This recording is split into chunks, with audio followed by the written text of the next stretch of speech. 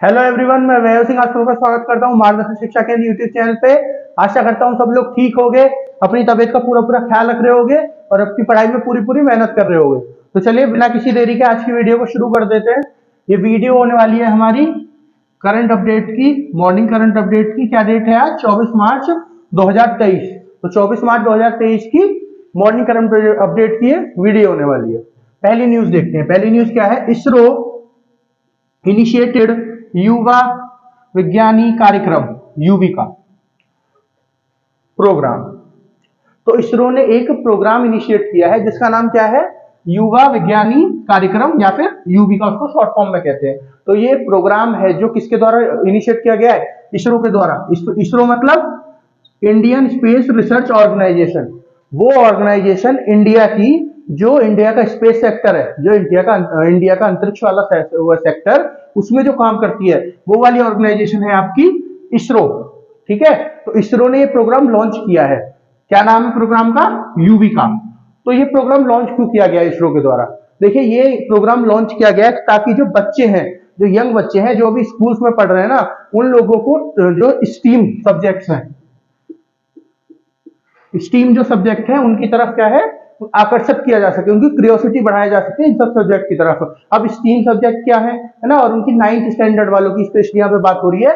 जो बच्चे 9th standard में आएंगे ना, उन बच्चों की बेसिकली बात हो रही है। अब 9th स्टैंडर्ड वाले बच्चों की बात क्यों हो रही है? क्योंकि देखिए, जो आप स्ट्रीम चुनते हैं, जो आप स्ट्रीम चुनते हैं, वो कौन सी क्लास में चुनी जाती है? वो चुनी जाती है क्लास 11th में।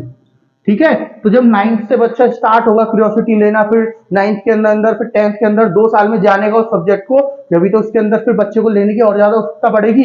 ठीक है, तो इस वजह से इसमें टारगेटेड कौन है? 9th क्लास के बच्चे जो होंगे। ठीक है, जो भी 9th क्लास में आएंगे या प्रेजेंटली 9th क्लास में होंगे, उन बच्चों की बात हो रही है यहाँ पे। अब स्ट्रीम सब्जेक्ट कौन कौन से हैं ये जानिए। S for science, S for science, T for technology, E for engineering and M for maths. ठीक है, तो स्ट्रीम सब्जेक्ट मतलब science and technology, S T मतलब science and technology, E for engineering और एम फॉर मैथ्स। तो ये जो subject है, ये जो चारों के चारों सब्जेक्ट हैं, इन सब्जेक्ट की तरफ बच्चों को आकर्षित करने के लिए ये जो स्कीम है किसके द्वारा? इसरो के द्वारा लॉन्च की जा रही है। देखिए, ये जो सारे के सारे सब्जेक्ट हैं, स्ट्रीम कौन कौन सी होती है पहले ये जानते हैं। जब हम 11th क्लास में आते हैं तो स्ट्रीम कौन कौन सी होती है? देखिए, एक होती है आपकी स्ट्रीम साइंस की, है ना, एक होती है कौन सी? कॉमर्स की, फिर तीसरी कौन सी होती है? इसको या तो आर्ट साइड बोलते हैं, ह्यूमैनिटी बोल देते हैं। ठीक है, इसमें आपके ये जो आपके जीके से रिलेटेड सब्जेक्ट होते हैं, कौन कौन से? जीएस या जीके से रिलेटेड सब्जेक्ट होते हैं, इसमें ज्योग्राफी, हिस्ट्री, ये सब जो सब्जेक्ट आते हैं, ठीक है, वो होती है आपकी, तो या तो उसमें आप ह्यूमैनिटी बोल दो या आर्ट साइड बोल दो। समझ गए? तो ये 3 स्ट्रीम होती हैं। तो इन 3 स्ट्रीम में जो साइंस वाली स्ट्रीम है, ये जो चारे के चारे स्ट्रीम सब्जेक्ट है, ये साइंस वाली स्ट्रीम के ऊपर फोकस करते हैं। क्योंकि देखिए, अगर आपको इंजीनियरिंग करनी है आगे बढ़ के, ठीक है, साइंटिस्ट बनना है या फिर स्पेस सेक्टर में कुछ भी करना है, क्योंकि इसरो अगर कुछ काम कर रही है तो ये तो इसीलिए करेगी ताकि जो स्पेस सेक्टर है उसको ज्यादा से ज्यादा प्रोत्साहन मिले, वो ज्यादा से ज्यादा आगे बढ़े, उसके लिए ज्यादा से ज्यादा क्या किया जाए? अवेयरनेस फैलाई जाए। ठीक है, लोगों के अंदर जागरूकता हो। तो इसी वजह से फोकस इसके ऊपर है। जो साइंस सब्जेक्ट्स हैं, कौन कौन से साइंस सब्जेक्ट्स हैं? एक तो साइंस हो गया, एक टेक्नोलॉजी हो गया, इंजीनियरिंग हो गया और मैथ्स हो गया। इसी वजह से इन 4 सब्जेक्ट के ऊपर फोकस किया जा रहा है इसरो के द्वारा।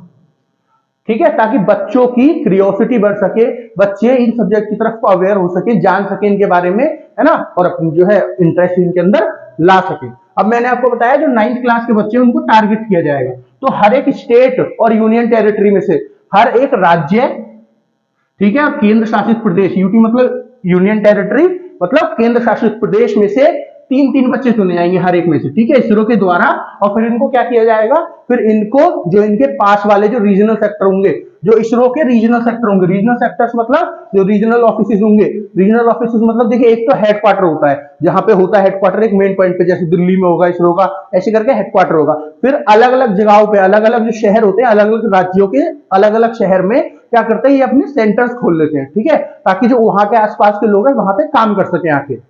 समझ रहे हो आप? तो उनको कहते हैं रीजनल सेक्टर। किसी रीजन के लिए जो स्पेशली एक क्या खोला जाता है, एक ऑफिस खोला जाता है, उसको बोलते हैं रीजनल ऑफिस। ठीक है, तो जो इनके रीजनल ऑफिस या फिर रीजनल सेंटर्स होंगे, इन बच्चों को वहां पे बुलाया जाएगा। हर एक स्टेट और यूटी के वालों के जो 3 बच्चे चुने जाएंगे, और फिर इनकी रेजिडेंशियल ट्रेनिंग होगी। ठीक है, रेजिडेंशियल ट्रेनिंग का मतलब इनको वहां पर रहने की भी सुविधा दी जाएगी और उनकी वहां पे फिर ट्रेनिंग होगी। ठीक है, इनकी सारी ट्रेनिंग होगी ट्रेनिंग होगी ताकि ये जान सके इन सब सब्जेक्ट्स के बारे में और स्पेस के प्रति, स्पेस मतलब अंतरिक्ष के प्रति, स्पेस अंतरिक्ष के प्रति अपनी जो इंटरेस्ट है उसको बढ़ा सके, ठीक है, और उसको बढ़ा सके। तो इसी वजह से ये जो इसरो का इनिशिएटिव है युविका नाम से या फिर युवा विज्ञानी कार्यक्रम नाम से जो इनिशिएटिव है इसरो का, इसको लॉन्च किया जा रहा है इसरो के द्वारा, ठीक है। चलिए हम नेक्स्ट न्यूज देखते हैं। नेक्स्ट न्यूज क्या है हमारी, Thanthai Periyar wildlife sanctuary become 18th wildlife sanctuary of Tamil Nadu. तो तमिलनाडु जो आपका राज्य है, तमिलनाडु कहां पड़ता है हमारा राज्य, तमिलनाडु पड़ता है साउथ में, ठीक है, साउथ में तमिलनाडु पड़ता है। इसकी राजधानी क्या है, इसकी राजधानी है चेन्नई। तो तमिलनाडु जो राज्य है इसने अपना एक नई वाइल्ड लाइफ सेंचुरी जो है उसको घोषित कर दिया, उसकी घोषणा कर दी है कि जो ये हमारी नई जो है वाइल्ड लाइफ सेंचुरी बन गई, जो total 18th wildlife century, इससे पहले 17 वाइल्ड लाइफ सेंचुरी थी, कहां पे, तमिलनाडु में। अब ये 18वीं हो गई है, पहले 17 थी अब 18वीं हो गई है।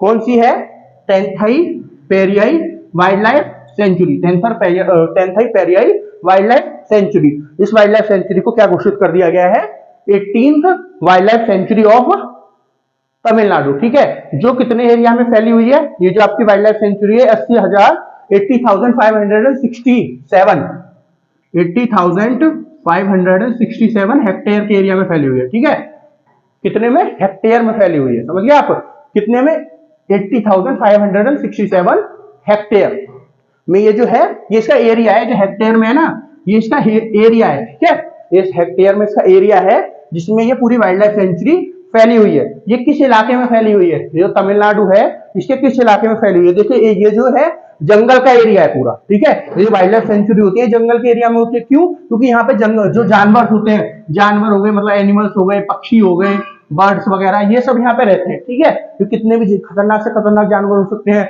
चिड़िया हो सकती है, बहुत सारी अलग अलग प्रजाति की, वो सब यहाँ पे रहती है, ठीक है। तो इसी वजह से जंगल वाले एरिया में फैली हुई होती है। तो जो तमिलनाडु का फॉरेस्ट है, मतलब फॉरेस्ट मतलब जो इनका जंगल बोल दो या फिर, हाँ जंगल ही हो गया ना, फॉरेस्ट मतलब जंगल जो है इनका, कौन सा जंगल, अंथियूर नाम का जो जंगल है उसमें फैली हुई है, ठीक है, अंथियूर नाम का एक जंगल है उसमें ये जो वाइल्ड लाइफ सेंचुरी है ये फैली हुई है।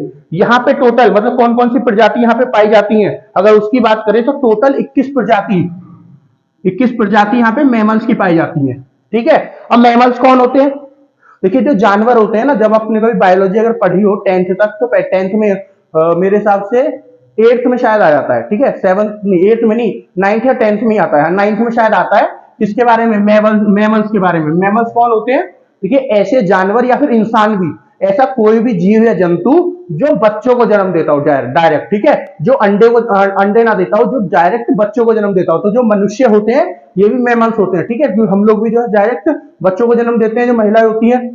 तो ऐसा कोई भी जंगली जानवर या फिर कोई भी पशु पक्षी या कोई भी प्रजाति ऐसी जो डायरेक्ट बच्चों को जन्म देता हो, ठीक है, अंडे ना देता हो, वो कौन होते हैं, मैमल्स होते हैं। तो टोटल 21 मैमल्स की प्रजाति यहाँ पे पाई जाती है, ठीक है, कहाँ पे, ये जो वाइल्ड लाइफ सेंचुरी अभी अभी घोषित हुई है तमिलनाडु में। उसके बाद 136 बर्ड की प्रजाति पाई जाती है, मतलब चिड़ियाओं की प्रजाति 136, ये जो आपकी वाइल्ड लाइफ सेंचुरी है इसमें। फिर 118 बटरफ्लाइज की, बटरफ्लाइज मतलब जो आपकी तितलियां होती हैं, तो 118 तितलियों की प्रजाति यहाँ पे पाई जाती है। अगर जंगली जानवरों की बात करूं जो यहाँ पे पाए जाते हैं, जैसे हाथी यहाँ पे बहुत बड़ी संख्या में पाए जाते हैं, ठीक है, यहाँ पे स्पेशली ये जो आपकी वाइल्ड लाइफ सेंचुरी है, यहाँ पे स्पेशली हाथी जो है, जो एशियन एलिफेंट है ना, जो आपके एशिया जो महाद्वीप है, इसके जो यहाँ पे जो आपके एलिफेंट जो हाथी पाए जाते हैं, उनको कंजर्वेशन के लिए बहुत ज्यादा काम चल रहा है इस वाली उसमें वाइल्ड लाइफ सेंचुरी में। कंजर्वेशन मतलब इनके बचाव के लिए, ताकि ये खत्म ना हो जाए, तो इनकी जो प्रजाति है वो ज्यादा से ज्यादा बढ़ती रहे, खत्म ना हो, एक्सटेंड ना हो, इस चीज के ऊपर बहुत ज्यादा काम चल रहा है, ठीक है। तो जैसे हो गया आपके हाथी, यहाँ पे एशियाई हाथी जो है बहुत ज्यादा पाए जाते हैं। फिर लेपर्ड बहुत ज्यादा पाए जाते हैं, तेंदुए जो होते हैं आपके। फिर डियर्स बहुत ज्यादा पाए जाते हैं यहाँ पे, डियर मतलब जो आपके हिरन होते हैं, ठीक है। तो ये कुछ ऐसी प्रजातियां जो यहाँ पे बहुत ज्यादा पाई जाती है, ओके।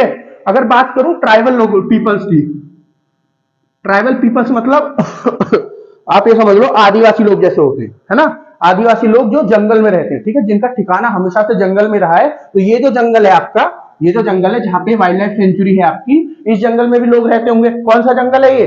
अंथियूर। अंथियूर जो जंगल है और आसपास और जो जंगल होंगे जहाँ पे पूरी वाइल्ड लाइफ सेंचुरी जो है फैली हुई होगी, वहां पे लोकल लोकल लोग भी रहते होंगे, है ना। वहां पे जो आपके ट्राइबल पीपल होंगे, जो आदिवासी लोग हैं, वहां पे पहले से रहते होंगे। तो ये जो बिल लाया गया, ये जो पूरा बिल है ना, ये जो तमिलनाडु का बजट आया था उसके अंदर हल्की सी घोषणा करी थी इसने गवर्नमेंट ने, और उसके बाद अभी पूरा का पूरा जो पूरा इसका फॉर्म है, जो इसका पूरा कैसे कैसे इसमें काम होगा, क्या क्या होगा, ये सब घोषणा कर दी गई है सरकार के द्वारा। ठीक है। तो इसमें जो ट्राइबल पीपल्स हैं, जो ट्राइबल लोग हैं, जो वहां पे आदिवासी लोग हैं, उनको क्या था, स्पेशली यहाँ पे अलग से एरिया दे रखे थे। टोटल 6 एरिया थे, गांव की तरफ मान सकते हो, जो जंगली जानवरों की रीच से, जो जंगली जानवर जहां पे पहुंच ना पाए ऐसी उससे थोड़े दूर थे। ठीक है। तो वहां पे ये लोग पहले से रहते थे, तो इन लोगों को जो है बिल्कुल भी इनके साथ छेड़छाड़ नहीं करी जाएगी। क्यों? क्योंकि ये जो है बहुत पुराने समय से यहाँ पे रहते आ रहे हैं, और अगर इनको रिलोकेट करने लगो आप तो बहुत ज्यादा परेशानियों का सामना करना पड़ेगा। तो जो इनको पहले से एक सेफ जगह दे रखी है, ये उस जगह पे बने रहेंगे। ठीक है। ये उस जगह पे बने रहेंगे। चलिए अब आगे देख लेते हैं, नेक्स्ट न्यूज देखते हैं क्या है। Next news, Lalit Kumar Gupta named as CMD of Cotton Corporation of India, CCI. तो ललित कुमार गुप्ता जी जो है, इनको क्या चुन लिया गया है? ललित कुमार गुप्ता जी को चुन लिया गया है CMD of Cotton Corporation of India. CMD मतलब चेयरमैन कम मैनेजिंग डायरेक्टर। ठीक है। तो दोनों पोस्ट इन्हीं के पास है। कौन कौन सी? चेयरमैन की भी और मैनेजिंग डायरेक्टर की भी। ये दोनों पोस्ट किसके पास आ गई है? ललित कुमार गुप्ता के पास। किस चीज की? कॉटन कॉर्पोरेशन ऑफ इंडिया की। ठीक है। इनको 5 साल के लिए चुन लिया गया है। 5 साल के लिए पीरियड के लिए इनको चुना गया है, और इनसे बोला गया है, जो आपकी जो अथॉरिटी है जिसने इनको चुना है, उसने बोला है कि अगले 5 साल के लिए एक तो आप रहोगे इस पोस्ट पे, जो सीएमडी वाली पोस्ट है, चेयरमैन का मैनेजिंग डायरेक्टर की, और जितनी जल्दी से जल्दी हो सके आप इस पोस्ट को संभाल लो। ये प्रेजेंटली ना, ये जो कॉटन कॉर्पोरेशन ऑफ इंडिया है आपकी, सीसीआई, इसी में काम करते हैं। ठीक है। इसी में डायरेक्टर, फाइनेंसिंग डायरेक्टर जो है, जो फाइनेंस सेक्टर संभालते हैं, उसका जो डायरेक्टर है, इस कंपनी का जो फाइनेंस वाला सेक्टर होगा ना, उसके डायरेक्टर है, उसके हेड है फिलहाल ये कौन? ललित कुमार गुप्ता जी। ठीक है। अब थोड़ी सी बात कर लेते हैं कॉटन कॉर्पोरेशन ऑफ इंडिया। देखिए, कॉटन कॉर्पोरेशन ऑफ इंडिया एक पीएसयू है। पीएसयू मतलब पब्लिक सेक्टर अंडरटेकिंग। पीएसयू मतलब public sector undertaking. Public sector undertaking क्या होती है? जो गवर्नमेंट ऑफ इंडिया की, जिनमें जो हाईएस्ट स्टेक होता है, जो मेजोरिटी स्टेक होता है, मतलब जो मेजोरिटी शेयर्स होते हैं, वो गवर्नमेंट ऑफ इंडिया के पास होते हैं। ठीक है। मेजोरिटी शेयर मतलब कम से कम 51%। ठीक है। कम से कम 51%। अगर 50% होगा तो इसका मतलब क्या है? बराबर बराबर हो गए, 50-50% हो जाएंगे दोनों के पास। तो 50% से +1, तो ये क्या हो गए? मेजोरिटी शेयर, ज्यादा शेयर। तो कम से कम 51% तो सरकार के पास है ही है। जिन कंपनियों में, उन कंपनियों को पीएसयू बोलते हैं। ठीक है। बहुत सारी है, जैसे वेल है, सेल है, समझ गए आप? ये सब क्या है? आपकी एयरपोर्ट अथॉरिटी ऑफ इंडिया, ये सब किसके अंदर आती है? ये गवर्नमेंट ऑफ इंडिया के अंदर आती है, जो पीएसयू बोली जाती है जिनको। तो ये पीएसयू है कौन सी? कॉटन कॉर्पोरेशन ऑफ इंडिया, जो गवर्नमेंट ऑफ इंडिया की मिनिस्ट्री ऑफ टेक्सटाइल के अंदर आती है। मिनिस्ट्री ऑफ टेक्सटाइल के अंदर आती है। टेक्सटाइल मतलब ये कपड़े बनाने वाला जो काम होता है, ये जो इस वाले सारे काम को संभालती है, वो कौन होती है? टेक्सटाइल होती है। टेक्सटाइल मिनिस्ट्री होती है गवर्नमेंट ऑफ इंडिया की। इस सेक्टर को टेक्सटाइल सेक्टर बोलते हैं ना, कपड़े वपड़े बनाने का जो सेक्टर होता है। ठीक है। तो इसी के अंदर ही आती है कॉटन कॉर्पोरेशन ऑफ इंडिया। अब कॉटन कॉर्पोरेशन ऑफ इंडिया का काम क्या है? देखिए, कॉटन कॉर्पोरेशन ऑफ इंडिया का काम है, जो कॉटन से रिलेटेड कोई भी चीज, चाहे वो उगेगा कैसे, किसानों को सब्सिडी दी जाएगी, नहीं दी जाएगी, कितनी दी जाएगी, किस इलाके में उगाया जाएगा। क्योंकि देखिए, कॉटन की एक विशेषता है, ये जो काली मिट्टी होती है, वहीं पे उगती है ज्यादातर। तो इसी वजह से इंडिया में जो डेक्कन प्लेट्यू वाला इलाका है, ठीक है, उसी वाले इलाके में ये जो डेक्कन पठार वाला इलाका है, ज्यादातर वहीं पे उगती है। ठीक है। ये इसकी विशेषता है कि ये जो अपनी हाईएस्ट कैपेसिटी में सबसे ज्यादा अच्छी तरह से जो उगेगी, सबसे ज्यादा अच्छी तरह पर जो रिजल्ट देगी कॉटन, वो कहां पे देगी? वो देगी जो आपकी काली मिट्टी होती है वहां पे। ठीक है। समझ गए आप? तो ये जो है कहां पे उगेगी, कितनी उगाई जाएगी, किसानों को कैसी फैसिलिटी प्रोवाइड की जाएगी, कैसे नहीं करवाई की जाएगी, फिर जब वो उग गई तो कैसे, मतलब ठीक हो रहा है कि नहीं हो रहा, फर्टिलाइजर दिए जाए नहीं दिए जाए, कैसे होगा, फिर उसका जब उग गया तो कितना सरकार खरीदेगी, कितना प्राइवेट जो कंपनीज होंगी उनको खरीदा जाएगा, है ना, फिर कितनी एक्सपोर्ट की जाएगी, कितना भारत में कपड़े बनाने के लिए, किसी भी काम के लिए इस्तेमाल होगा।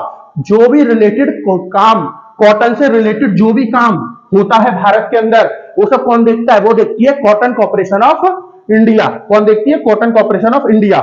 ये 1970 में बनाई गई थी। 1970 में बनाई गई थी। इसके हेडक्वार्टर है मुंबई में। इसके हेडक्वार्टर कहां है? मुंबई, महाराष्ट्र, इंडिया में। ठीक है, तो ये हो गया कॉटन कॉर्पोरेशन ऑफ इंडिया के बारे में। इसके नए CMD, chairman cum managing director कौन हो गए हैं? ललित कुमार गुप्ता जी। चलिए हम नेक्स्ट न्यूज देखते हैं। नेक्स्ट न्यूज क्या है? Eric Garcetti. कौन? Eric Garcetti is next USA envoy to India. तो एल जो है आपके एरिक गारसिटी, ये कौन चुन लिए गए हैं? नए, जो नए मतलब अगले, नए बोल दो है, अगले बोल दो, ठीक है। कौन? यूएस एनवॉय इंडिया के लिए। अब एनवॉय कौन होते हैं, है ना? यूएसए के जो एनवॉय है कौन होते हैं? एनवॉय कौन होते हैं पहले समझिए। देखिए एनवॉय जो है दूसरा नाम है एम्बेसडर का, ठीक है। एम्बेसडर जो होते हैं उसका दूसरा नाम क्या है? एनवॉय। और हिंदी में बोले तो राजदूत। राजदूत कौन होते हैं? किसी एक देश के, जैसे यहाँ पे यूएस के राजदूत हैं, तो जो यूएस का पक्ष भारत में आके रखेंगे वो कौन होंगे? वो होंगे आपके एनवॉय बोल दो, एम्बेसडर बोल दो, या फिर हिंदी में राजदूत बोल दो, ठीक है। ये रहेंगे कहां पे? ये रहेंगे मतलब भारत के अंदर ही रहेंगे। भारत के अंदर जो एम्बेसी होगी, जो यूएसए की एम्बेसी, जो उसका दूतावास होगा, जो यूएसए का दूतावास है, उसके अंदर ये सारा काम करेंगे, रहेंगे। जो उनके मतलब ऑफिशियल क्वार्टर्स इनको मिले हुए होंगे वहां पे ये रहेंगे अपना नॉर्मल। समझ गए आप? तो एनवॉय कौन होते हैं? जो एम्बेसडर होते हैं या फिर आपके राजदूत होते हैं, जो किसी देश का पक्ष दूसरे देश में रह के और व्यक्त करते हैं। तो ये यूएसए का पक्ष रहेंगे भारत में। देखिए ये बहुत ज्यादा न्यूज में है। क्यों न्यूज में? पहले मैं आपको बताऊंगा। पहले ये जान लीजिए, पूरे 2.5 साल बाद कोई एम्बेसडर है जो यूएसए ने, कोई एनवॉय है जो यूएसए ने इंडिया के लिए भेजा है। इससे पहले 2.5 साल पहले एम्बेसडर थे जो यूएसए से मतलब इंडिया से चले गए थे। उसके बाद 2.5 साल से कोई ऐसा एम्बेसडर नहीं था, मतलब जो हाई रैंकिंग ऑफिसर था, जो एम्बेसी में बिल्कुल हाई रैंक पे बैठा करता था, ऐसा कोई नहीं था। जो लो रैंकिंग वाले ऑफिसर थे वो तो कई सारे थे, ठीक है। इससे पहले कौन थे? Kenneth Justin. केनेथ जस्टिन से थे जो 2.5 साल पहले चले गए थे यहाँ से, ठीक है। उसके बाद पूरे 2.5 साल बाद ये आए हैं, देखिए पूरे 2.5 साल मान लो। पिछले 2 साल से तो जो बाइडेन पूरी कोशिश में लग रहे हैं कि एरिक जो है इनको कैसे भी भारत भेज दिया जाए, ठीक है। ये पूरी कोशिश में कर रहे हैं हर बार। देखिए अगर आपको किसी भी आदमी को, है ना, एम्बेसडर बना के भेजना है किसी दूसरे देश में, एनवॉय बना के भेजना है, तो क्या होता है? पार्लियामेंट वगैरह से पास कराना पड़ता है, ठीक है। पार्लियामेंट जब पास कर देगी उसके बाद वो किसी देश में भेजा जाएगा। तो ये जो है एरिक, इनको जो है बार बार जो है ये इनका जो है प्रपोजल डाला जाता था जो बाइडेन की पार्टी के द्वारा कि इनको जो है इंडिया भेज देते हैं, लेकिन बार बार वो रिजेक्ट होता चला जाता था। तो पूरे 1.5-2 साल बाद ये जो है इनका जो प्रपोजल है वो पास हुआ। इस वजह से अब ये इंडिया के एनवॉय बन के आ रहे हैं। समझ गए आप? अब ये इंडिया में बहुत ज्यादा न्यूज में है। इंडिया में न्यूज में क्यों है ये समझिए। देखिए जब यहाँ आ रहे थे ये इंडिया, मतलब अभी आए नहीं है, अभी मतलब खाली इनको चुनाव हुआ है, अभी आएंगे थोड़े बहुत दिनों में। तो चुनाव हो गया, सब कुछ हो गया, तो अपने पार्लियामेंट में इनके साथ तो ऐसी कोई मीटिंग इंटरव्यू टाइप हो रहा था इनका। तो वहां पे जो मतलब पुराने अधिकारी होते हैं ना, बड़े बड़े अधिकारी जो पहले एम्बेसडर रहे होते हैं, वो सब बैठ के आराम से इनसे क्वेश्चन पूछ रहे थे। तो इनसे क्वेश्चन पूछा गया। जो एक आदमी था, बहुत बुजुर्ग आदमी था यूएसए का, जो पहले कभी एम्बेसडर रहा होगा, उसने बोला, उसको बहुत ज्यादा एक्सपीरियंस था, उसने इनसे पूछा कि आप भारत में जा रहे हो, है ना, और भारत में जो है मानवाधिकार, ह्यूमन राइट का बहुत ज्यादा इशू चल रहा है। इन्होंने सीएए से रिलेटेड इनसे क्वेश्चन पूछा, ठीक है, कि सीएए जो है वो मुस्लिम जो है उनको टारगेट करा जा रहा है इंडिया में, है ना, ऐसा करके इन्होंने क्वेश्चन पूछा। तो आप इसके लिए क्या करोगे? तो इन्होंने क्या बोला? इन्होंने बोला, एरिक गैरसेटी ने बोला कि क्या करूंगा, मैं जाऊंगा वहां पे और पूरी कोशिश करूंगा जो इंडिया की फॉरेन मिनिस्टर्स हैं, जो फॉरेन मिनिस्ट्री है, उसके सामने सारा पक्ष रखूंगा, उनकी गवर्नमेंट से बात करूंगा, प्रधानमंत्री से बात करूंगा, है ना। और फिर उसके बाद जो लोकल एनजीओ है, जो लोकल एनजीओ या फिर कोई भी सिविल सोसाइटी है जो इंडिया में काम करती है, या तो एनजीओ या फिर सिविल सोसाइटी जो इंडिया में काम करती है, उसके साथ मिलकर ये जो सारे मुद्दे हैं इनको खत्म करने की कोशिश करूंगा, ठीक है। देखिए पहली बात क्या है, ये न्यूज में क्यों आए इंडिया में? पहली बात, इन्होंने बात हुई इनकी सीएए से रिलेटेड।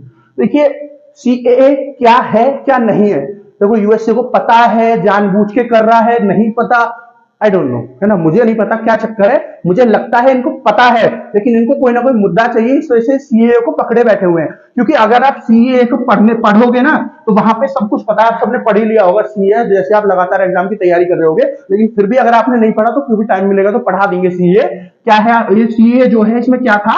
इसमें था कि जो बाहर के देशों से पाकिस्तान, अफगानिस्तान, बांग्लादेश, ये जो कुछ देश हैं और भी एक शायद देश था, इनसे अगर कोई भी मुस्लिम रिलीजन का आदमी भारत में आता है तो उसको इतनी जल्दी नागरिकता नहीं मिलेगी। लेकिन और किसी रिलीजन का, है ना, और किसी रिलीजन का, जैसे सिख रिलीजन हो गया, है ना, हिंदू रिलीजन हो गया, फिर और भी जो रिलीजन है उनका आदमी इंडिया में आता है उसको जल्दी नागरिकता दे दी जाएगी। ठीक है, ऐसा क्यों कहा गया था? ऐसा इसलिए कहा गया था, ये जो आपका बिल था, अमेंडमेंट एक्ट बोल दो, बिल बोल दो, ऐसा इसलिए कहा गया था। क्यों? क्योंकि जो पाकिस्तान, अफगानिस्तान, बांग्लादेश, ये जो देश है ना, ये मुस्लिम मेजोरिटी देश है। ठीक है, यहाँ पे मुस्लिम ज्यादा जनसंख्या है मुस्लिम की। ठीक है, ये मेजोरिटी में रहते हैं। तो अगर वहां से कोई भी मुस्लिम आएगा ना, तो वो इस उम्मीद से नहीं आएगा कि उसको वहां से भगा दिया जाएगा, कुछ परेशानी होगी। वो आएगा जॉब की तलाश में, किसी ऐसी तलाश में आएगा वो। ठीक है, रोजगार की तलाश में। तो वो आराम से रह के अपना रोजगार बनाएगा, जब तक उसको जितने समय में वो रोजगार बनाएगा, अपने पैरों पर खड़ा होगा, इतना ही टाइम हो जाएगा उसको किस चीज का, नागरिकता मिलने का। लेकिन जो और धर्म के लोग होंगे, उनकी ज्यादा आशंका है कि उनको वहां से भगाया जाए, उनके धर्म के साथ अच्छा ना हो रहा हो, इसलिए वो वहां से उनको परेशान किया जा रहा हो, तो इस वजह से उनको जल्दी नागरिकता दे दी जाएगी।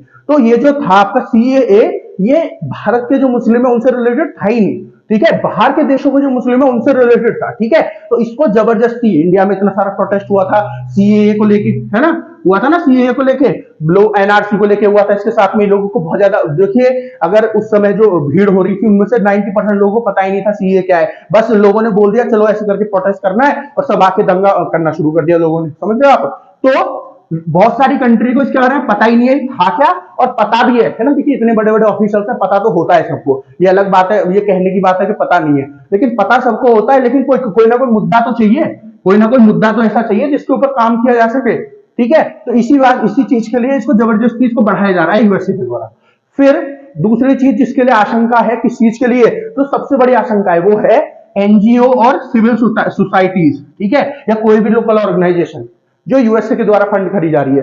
अगर ऐसी जो ऑर्गेनाइजेशन है ना, इनसे बहुत सारे देश वैसे ही बहुत ज्यादा परेशान है। यूएसए या यूरोप की जो ऐसी ऑर्गेनाइजेशन है, क्यों परेशान है? क्योंकि देखो इन्होंने एक अपना काम बना लिया। क्या काम बना लिया है? किसी भी देश में या तो एनजीओ या फिर सिविल सोसाइटी जो यूएसए के द्वारा या किसी यूरोप के देश के द्वारा फंड करी जा रही है, इन्होंने क्या एक अपना फंडा बना लिया है कि किसी दूसरे देश में जाती है, जैसे इंडिया हो गया, चाइना हो गया, रशिया हो गया, या कोई और देश हो गया। ऐसा कोई देश जो यूएसए की बहुत अच्छे से सुनता ना हो, ये ऐसे देश में जाती है और वहां पे क्या करती है, जो यूएसए का प्रोपेगेंडा होता है उसको फैलाने की कोशिश करती है। जो यूएसए सोचता है उस हिसाब से उस देश को बदलने की कोशिश करती है। कुछ ना कुछ कुछ सरकार फैसला लेना चाहती है, उसमें कुछ ना कुछ टांग अड़ाती रहती है। ठीक है, अभी कुछ दिन पहले जो हमारे देश के नेशनल सिक्योरिटी एडवाइजर है, नेशनल सिक्योरिटी एडवाइजर जो है हमारे देश के, कौन? अजीत डोभाल जी, उन्होंने कुछ समय पहले, आराम से 1-1.5 साल हो गई, ये 1 ही साल हुई होगी, तो उन्होंने एक स्पीच दी थी अपनी। ठीक है, उस स्पीच में उन्होंने क्या बोला था? उस स्पीच में उन्होंने बोला था कि देखिए जो सबसे बड़ी परेशानी आने वाले समय में होने वाली है ना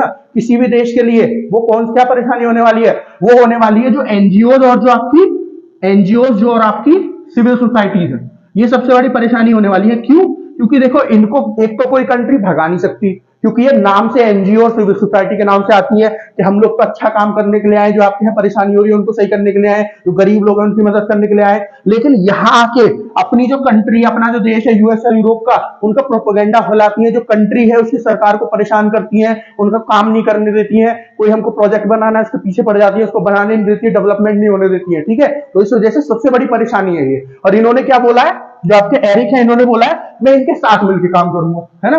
तो मैं इनके साथ मिलकर काम करूंगा मतलब क्या है कि इनको ज्यादा से ज्यादा मैं सपोर्ट करूंगा। ठीक है, ताकि और आगे बढ़ के काम कर सके अपना जो भी काम कर रही है, समझ रहे आप? तो ये सबसे ज्यादा परेशानी है।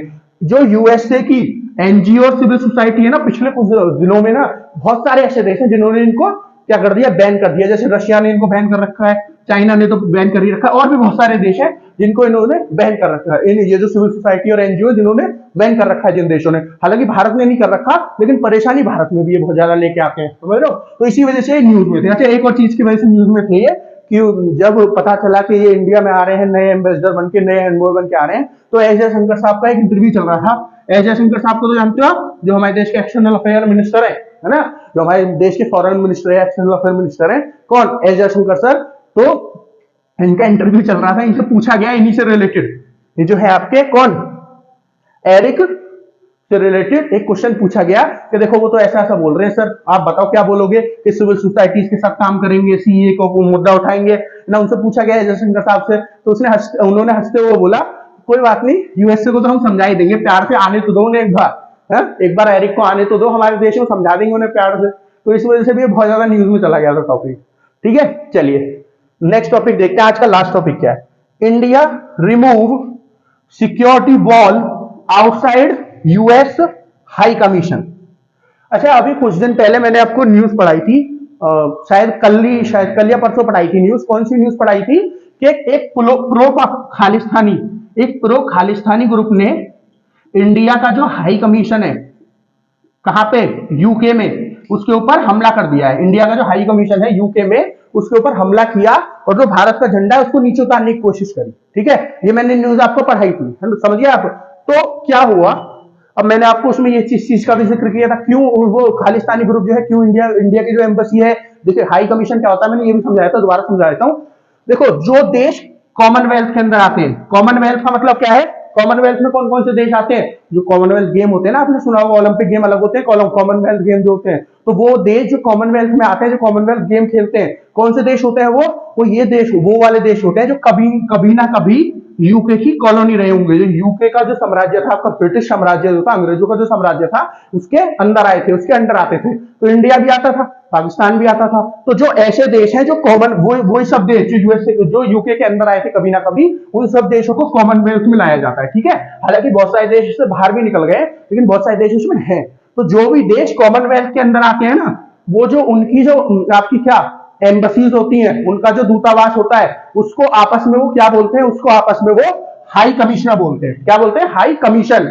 और जो एम्बेसडर होगा उसको क्या बोलेंगे, उसको बोलेंगे हाई कमिश्नर। ठीक है, जो एम्बेसडर होगा उसको हाई कमिश्नर, और जो एम्बेसी होगी उसको हाई कमीशन। पर जब मैं यहाँ पे यूएसए के बारे में बता रहा था, तो एम्बेसडर को मैं क्या कह रहा था, एम्बेसडर और एनबॉय, वहां पे मैंने हाई कमीशन नहीं बोला। और इनकी जो एम्बसी थी उसको मैं एम्बसी बोल रहा था, जो इनका दूतावास था उसको एम्बसी बोल रहा था, क्योंकि यूएसए जो है वो कॉमनवेल्थ में नहीं आता। ठीक है, इसलिए इंडिया और यूएसए आपस में कभी भी हाई कमिश्नर और हाई कमीशन नहीं बोलते हैं। लेकिन पाकिस्तान और इंडिया की बात करूं, ये आपस में बोलेंगे हाई कमिश्नर, हाई कमीशन।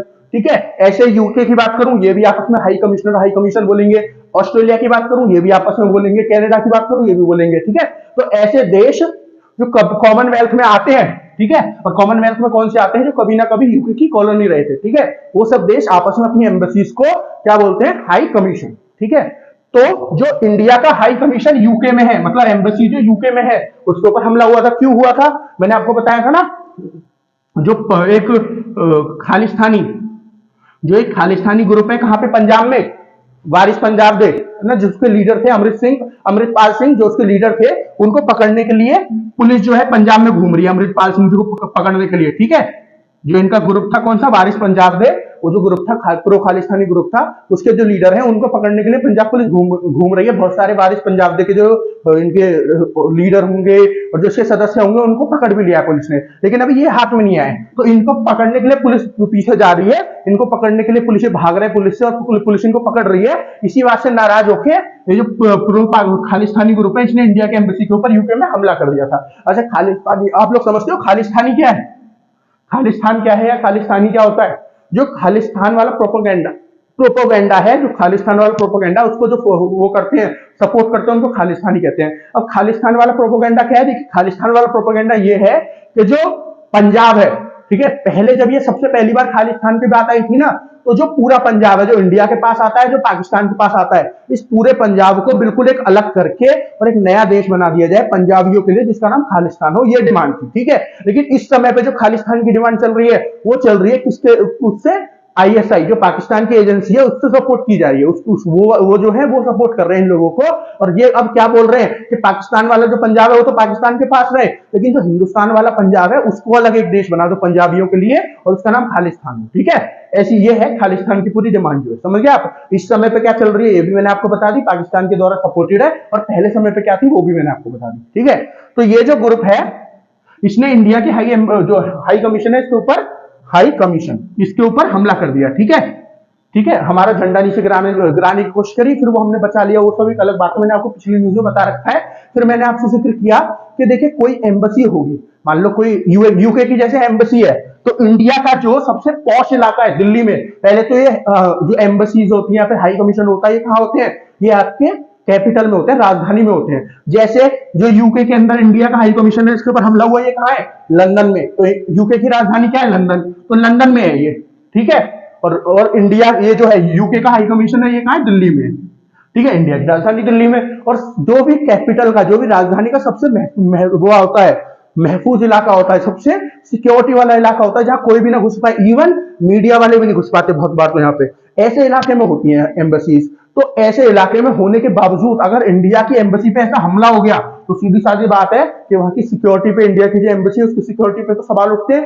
ठीक है, इसी बात के लिए इंडिया ने बहुत ज्यादा प्रोटेस्ट किया। लेकिन उसके बाद भी लंदन पुलिस हो गई या जो यूके की गवर्नमेंट है, उसने जब कोई जवाब नहीं दिया इंडिया को, ठीक है, जब कोई जवाब नहीं दिया, उल्टा इंडिया को सुनाने लगे कि आप पंजाब में ऐसे क्यों किसी के पीछे पड़ रहे हो, ऐसे करके और ऐसे करके समझाने लगे। तो इंडिया ने क्या किया कि जो जो हाई कमीशन यूके का इंडिया के अंदर दिल्ली में है, दिल्ली के चाणक्यपुर इलाके में, दिल्ली के चाणक्यपुर इलाके में सब बहुत सारे देशों की एम्बेसी जो है, मतलब सब देशों की एम्बेसी जो है उसी वाले इलाके में, एकदम वीआईपी इलाका है। ठीक है, तो वहीं पे यूके का भी हाई कमीशन है। तो उसके बाहर जो बैरियर्स लगे हुए थे, वो बैरियर होते हैं ना सड़कों के बीच में लगे हुए होते हैं, है ना, कोई इधर से उधर ना जा सके, मिट्टी के बड़े बड़े होते हैं, सॉरी पत्थर के बड़े बड़े होते हैं, ठीक है, और लोहे के होते हैं बड़े बड़े बैरियर्स, जो इनके बाहर लगे हुए थे, इनके यूके के हाई कमीशन के बाहर, वो इंडियन गवर्नमेंट ने हटवा दिए। ठीक है, उन बैरियर्स के आसपास ना कोई आदमी जा सकता था, ना ही कोई मीडिया वाला जा सकता था। लेकिन इंडियन गवर्नमेंट ने गुस्से में आके इनको जवाब देने के लिए, जब आप हमारे देश को सिक्योर, जो हमारा हाई कमीशन है उसको सिक्योरिटी नहीं दे सकते अपनी राजधानी में, तो हम क्यों आपको सिक्योरिटी दे। तो इनके जितने भी आसपास जितनी भी पूरी सिक्योरिटी वॉल बनी हुई थी, सिक्योरिटी वॉल मतलब जो सुरक्षित दीवार बनी हुई थी, किस चीज से, बैरियर वगैरह से जो बनी हुई थी, बहुत सारे बैरियर लगे हुए थे आपके जगह जगह पे, वो सब हटवा दिए इंडियन गवर्नमेंट ने। और अब तो देखिए, अगर आप न्यूज चैनल पर चले जाओ ना, तो सब न्यूज वाले जा रहे हैं इसके एम्बेसी के बाहर गेट पे खड़े होकर रिपोर्ट कर रहे हैं आराम से, समझ रहे हो आप। तो इनके सब बैरियर हटवा दिए। ये इंडिया का जवाब था यूके को। जैसे इंडिया ने बैरियर हटवाए ना, तुरंत से यूके की जो गवर्नमेंट है तुरंत से एकदम चौकन्नी हो गई है, और इंडिया की जो एम्बेसी है उसके बाद पूरी पुलिस फैला दी, पूरी जो लंदन की पुलिस है पूरी फैला दी। ठीक है, तो जब तक किसी को परेशानी, मतलब अगर आप किसी से बहुत सीधे मुंह बात कर रहे हो ना, तो बहुत सारे लोगों को समझ में नहीं आता है। ठीक है, तो कभी कभी उल्टा जो रास्ता है वो अपनाना पड़ता है। ठीक है, कभी कभी अपनाना पड़ता है, समझ गए आप। और अगर आप ये सोच रहे हो कि इंडिया ने इतने बड़े देश के साथ, यूके के साथ ऐसा कैसे कर दिया, है ना, बहुत बड़ा देश है, भले ही आजकल स्थिति अच्छी नहीं चल रही, भले ही आजकल इंडिया से नीचे आता है, लेकिन बड़ा देश तो है ही है, तो इंडिया ने ऐसे कैसे कर दिया, इतना बड़ा हो गया क्या इंडिया। देखिए, अभी तो इंडिया 2023 चल रहा है, इस समय तो बहुत स्ट्रांग इंडिया है। पता है, इंडिया ये 2013 में भी कर चुका है, और यूके के साथ नहीं, यूएसए के साथ इंडिया 2013 में ये कर चुका है। तो जब तो इंडिया बहुत कमजोर था आज के समय के इंडिया के मुकाबले, समझ रहे हो आप, पूरी दुनिया में, पूरी जियोपॉलिटिक्स में, पूरी वर्ल्ड अफेयर्स में इस समय तो इंडिया 2023 में तो बहुत मजबूत है। 2013 में तो बहुत कमजोर था, तो उस समय पे तो इंडिया ने यूएसए के साथ ऐसा कर दिया था, है ना, पूरे इसके जो बैरियर थे सब हटा दिए थे। क्यों हटाए थे वो केस अगर आपको बताऊं, तो इंडिया की एक वो थी, कौन, एम्बेसडर थी, एक लेडी थी, उनको जेल में डाल दिया था न्यूयॉर्क की पुलिस ने। न्यूयॉर्क जो है वहां पे इनके सब हेडक्वार्टर बने हुए हैं। ठीक है, जो भी मतलब ये हाई कमिश्नर और इनके जो घर बने हुए हैं सब वहां बने हुए, हाई कमिश्नरी सॉरी, यूएसए के केस में इसको एम्बेसडर बोलेंगे। तो जो एम्बेसडर है इनके घर वगैरह बने हुए हैं, तो इंडिया की एक वहां एम्बेसडर थी, उनके ऊपर एक केस डाल दिया, उनके यहाँ की नौकरानी थी, उसने कि ये मेरी तनख्वाह जो है टाइम पे नहीं दे रही है, इतनी तनख्वाह नहीं दे रही है जितनी इन्हों देनी चाहिए। ठीक है, तो उनको जो है पुलिस पकड़ के ले गई। ये केस जो है बहुत आसानी से सॉल्व हो सकता था। वो सीधे सीधे क्या करती, पुलिस जो है अपनी एम्बेसी को बताती है, किसी को भी बता दी, जो अपने यहाँ मिनिस्टर्स हैं वो इंडिया से बात कर लेते, और वो उनसे बात कर लेते एम्बेसडर से, ये केस आराम से सॉल्व हो जाता। लेकिन उन्होंने क्या दूसरा रास्ता अपनाया, क्या कि पुलिस ने उनको उठा लिया लेडी को, ठीक है, जेल में डाल दिया। अब इंडिया ने बहुत बोला कि आप ऐसे कैसे हमारे एम्बेसडर को जेल में डाल सकते हो, आपको तो वैसे भी सिक्योरिटी प्रोवाइड करनी चाहिए। ठीक है, जो एम्बेसडर होते हैं ना, इनके पास क्या होता है, इनके पास अलग सिक्योरिटी होती है, अलग किसी देश में जाते हो ना तो इनके पास क्या होती है, अलग सिक्योरिटी होती है। अगर आपने पुराने जमाने में भी सुना हो, जो राजा महाराजाओं के महाभारत के जमाने में भी जो कोई भी ऐसा खबर होता था, जैसे मान लो एक राज्य से दूसरे राज्य में कोई खबर लेके जाता था, तो उसको क्या था, उसको इम्यूनिटी प्रोवाइड होती थी। ठीक है, क्या इम्यूनिटी होती थी कि इसको मारोगे नहीं चाहे खबर कितनी भी खराब हो, ठीक है, उसको वैसे ही वापस आना होता था। तो ये भी उसी तरह है, जो एम्बेसडर है या फिर हाई कमिश्नर है ना, ये भी इंडिया को जो है वहां पे जाकर रिप्रेजेंट कर रहे हैं, तो इनके साथ इनको क्या है, डिप्लोमेटिक इम्यूनिटी प्रोवाइड होती है कि इनके साथ आप उल्टा सीधा कुछ नहीं कर सकते। अगर कुछ भी करना है तो पहले इंडियन गवर्नमेंट से बात करनी होगी, या फिर इंडियन एक्सटर्नल जो ऑफिसर से बात करनी होगी, एक्सटर्नल अफेयर जो ऑफिसर। लेकिन इन्होंने इनको सीधे सीधे क्या किया, सीधे सीधे जेल में डाल दिया। तो इंडिया को इस बात से बहुत गुस्सा आया, इंडिया ने बात करी, उन्होंने को जवाब नहीं दिया, तो इंडिया ने क्या किया, यूएसए का जो हाई वो था आपका एम्बेसी थी, उसके बाहर से सब बैरियर उखाड़ कर फेंक दिए कि अब देखो तुम अगर हमारे एम्बेसडर के साथ ऐसा करोगे तो हम भी तुम्हारी एम्बेसी को और एम्बेसडर्स को एक भी सिक्योरिटी प्रोवाइड नहीं करेंगे। फिर उनको भी अकल आगे ठिकाने में। ठीक है, एकदम से उस समय पे यूएसए के प्रधानमंत्री कौन थे, बराक ओबामा। एकदम से चौकन्ने होंगे, बराक ओबामा एकदम से काम करना शुरू कर दिया बराक ओबामा ने, और उससे पहले इंडिया बोले जा रहा था तो कुछ किया नहीं। इसी तरह ये वाला केस है, इंडिया बोले जा रहा है New York police, sorry London police से बोले जा रहा है, लंदन पुलिस से बोले जा रहा है, यूके की उससे बोले जा रहा है, गवर्नमेंट से कोई जवाब ही नहीं दे रहा है ना। जैसे इंडिया ने बैरियर हटाए सीधे कान खड़े हुए उनके एकदम। ठीक है, तो इसीलिए कभी कभी ना, कभी कभी उल्टा रास्ता अपनाना भी सही होता है, और अपनी पावर दिखाना भी सही है। तो ये चीज देख के मुझे बहुत खुशी होती है जब इंडिया अपनी पावर दिखाता है ऐसे, समझ रहे हो। और अब तो इतना स्ट्रांग है, अब तो वैसे भी कोई नहीं दबा सकता, यूके से तो वैसे भी ऊपर चल रहा है ना। और इंडिया को ना अभी और 2-3 ऐसे उल्टे सीधे इनको वो देने चाहिए झटके, जब यूके की समझ में आएगा। चलिए आज के लिए इतना ही, एक बार बोर्ड देख लीजिए, आशा करता हूं आपको सारा कुछ समझ में आया होगा। तो दोस्तों आशा करता हूं आपको सारा कुछ समझ में आया हो, लेकिन फिर भी अगर ऐसा कुछ है जो आपकी समझ में नहीं आया इस वीडियो में पूरी में, तो आपको क्या करना है, जैसे ये वीडियो खत्म होगी, इस वीडियो को खत्म होते ही कमेंट सेक्शन में कमेंट करके बता दीजिए सर हमारी ये चीज समझ में नहीं आई। तो जो कल की वीडियो होगी, जो आपके 25 मार्च की वीडियो होगी मॉर्निंग करंट अपडेट्स की, उसमें मैं आपको सारा कुछ समझा दूंगा। तो आज के लिए इतना ही। हमारा जो चैनल है मार्गदर्शन शिक्षा केंद्र, इसको सब्सक्राइब करें, हमारी वीडियो को ज्यादा लाइक करें और हमको सपोर्ट करें। मिलते हैं आपसे कल, तब तक के लिए धन्यवाद।